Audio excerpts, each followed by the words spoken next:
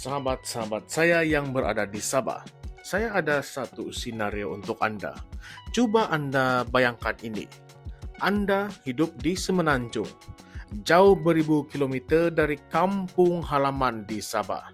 Anda bekerja keras, belajar siang malam, atau mungkin membanting tulang di sektor-sektor yang memacu ekonomi negara. Tetapi bila bercakap tentang suara politik, tentang hak dan perjuangan negeri asal, Anda langsung tidak diwakili. Nah, itulah gambaran ratusan ribu rakyat Sabah yang berada di Semenanjung hari ini. Dan inilah punca warisan mengambil langkah besar yang ramai kata kontroversi, yaitu mengembangkan sayap ke seluruh Malaysia, bukan untuk kepentingan pribadi, tetapi untuk memastikan suara rakyat Sabah tidak hilang di tengah hiruk-pikuk politik Malaysia. Namun langkah ini tidak sunyi daripada serangan.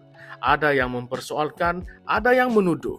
Mereka kata ini adalah semuanya helah politik Datuk Seri Shafie Apdal untuk menjadi Perdana Menteri. Nah, ini kalilah. Tetapi mari kita bongkar dulu satu persatu.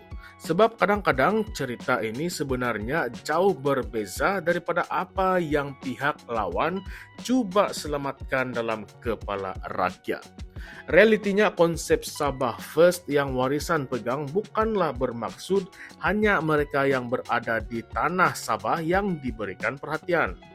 Ia sebenarnya merangkumi semua rakyat Sabah. Semua rakyat Sabah. Dengar tu, semua. Dari Kota Belud sampailah ke Kota Kinabalu, dari Johor sampailah ke Selangor. Kalau dulu parti ini hanya bergerak di negeri sendiri, sekarang langkahnya melangkaui Laut Cina Selatan, demi memastikan mereka yang berada jauh tetap terhubung dengan perjuangan asal. Tetapi musuh politik tidak akan diam.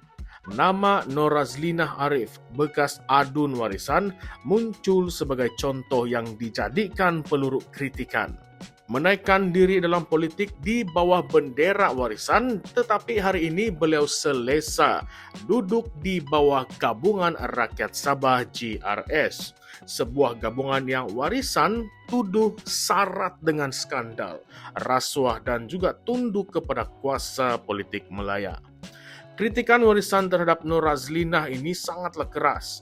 Mereka kata beliau bukan melompat kerana prinsip, tetapi kerana mahu selamatkan kedudukan. Kalau benar pejuang rakyat, mereka kata, lebih baik jadi pembangkang bermaruah daripada menjual diri demi jawatan. Dan inilah yang warisan jadikan contoh mengapa perjuangan mereka perlu kekal tegas. Jangan menjadi pemimpin yang lupa daratan apabila diberi peluang untuk duduk di kerusi yang empuk. Kembali kepada isu yang panas. Tuduhan Shafie ingin menjadi Perdana Menteri. Warisan membalas kenyataan ini.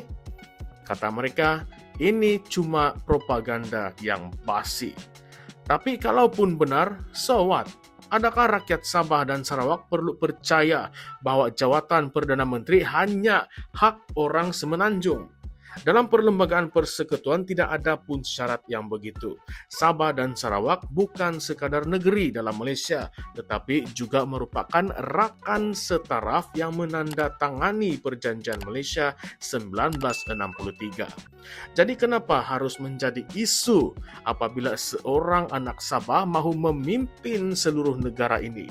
Sebenarnya inilah mentaliti lama yang warisan kata perlulah segera dihapuskan, yaitu mentaliti kolonial yang meletakkan Malaysia Timur sebagai pelengkap cerita dan bukannya pemain utama.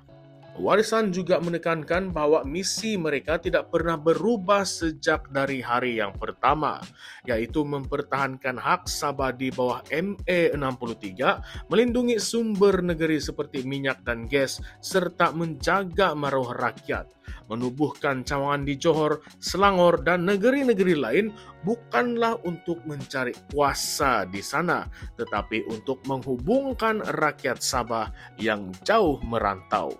Mereka mahu setiap orang Sabah walaupun di luar negeri asal kekal dalam jaringan perjuangan. Jadi, kawan-kawan, disinilah persoalan penting muncul. Ramai rakyat Sabah di Semenanjung masih mengikuti isu 40% hasil negeri, kawalan penuh terhadap minyak dan gas, dan juga pertahanan hak tanah adat. Semua ini tidak boleh diperjuangkan hanya dari dalam sempadan Sabah sendiri saja. Keputusan besar berlaku di Kuala Lumpur. Jadi kalau mahu menang, kena ada kerusi dalam bilik mesyuarat dan bukan sekadar melaungkan ataupun menyalak dengan kuat dari luar. Memang tidak ada apa-apa yang kita dapat. Warisan juga bertegas. Mereka tidak akan meminta maaf kerana mempertahankan rakyat Sabah di mana sahaja mereka berada. Mereka lahir di Sabah, berakar di Sabah dan akan terus berjuang untuk Sabah. Walaupun medan pertempuran itu berada di Putrajaya sekalipun. Tetapi ada juga sedikit soalan kontroversinya. Adakah langkah ini benar-benar demi rakyat Sabah atau sebenarnya strategi politik jangka panjang untuk mengukuhkan kedudukan warisan di pentas nasional? Kalau kita lihat sejarah politik Malaysia, banyak parti yang bermula di negeri lalu cuba menembusi pula pentas nasional. PAS dari Kelantan, DAP dari Pulau Pinang, PKR dari Selangor. Ada yang berjaya, ada yang tenggelam. Bezanya, warisan datang dari Malaysia Timur yang jarang sekali melahirkan parti yang boleh mencabar parti-parti besar di Semenanjung. Jadi adakah ini ancaman kepada status quo yang membuatkan sesetengah pihak rasa tidak selesa? Lebih menarik lagi, kalau Shafie Apdal betul-betul berpeluang menjadi Perdana Menteri, itu akan memecahkan rekod sejarah negara. Tetapi apakah rakyat Semenanjung sedia menerimanya? Apakah elit politik di Kuala Lumpur akan merelakan kerusi nombor 1 negara dipegang oleh seorang anak Sabah? Dan kalau peluang itu datang, adakah Shafie akan benar-benar membawa agenda Malaysia Timur ke depan atau akan terperangkap dalam permainan politik pusat yang penuh dengan kompromi? Inilah soalan-soalan yang kamu semua, sahabat-sahabat semua kena fikir. Sebab dalam politik Malaysia jarang betul sesuatu itu berlaku hanya kerana idealisme semata-mata. Selalunya di sebalik slogan perjuangan ada strategi jangka panjang yang dirancang dengan teliti.